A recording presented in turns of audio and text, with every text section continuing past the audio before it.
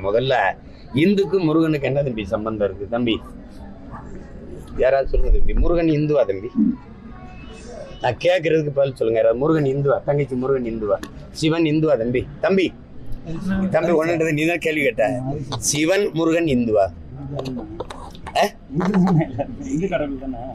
எப்ப இந்து சொல்லு? நீ ஒரு முடிவுப்பா. தமிழ் கட்டது தம்பி.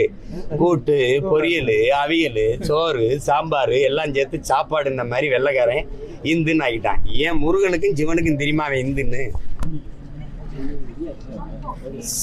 சைவ கடவுள் அவன். அதுல நாங்க வீர சைவர்கள்.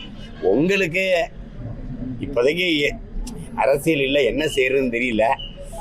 ஒவ்வொரு மாநிலத்துக்கும் ஒருத்தரை தூக்குனீங்க. இப்போ எங்கள்கிட்ட எங்கள் இறையை எடுத்து வள்ளுவனுக்கு காவியை போட்டு பார்த்தி அது எடுபடல. இப்போ வேலை தூக்கி பார்க்குறீங்க.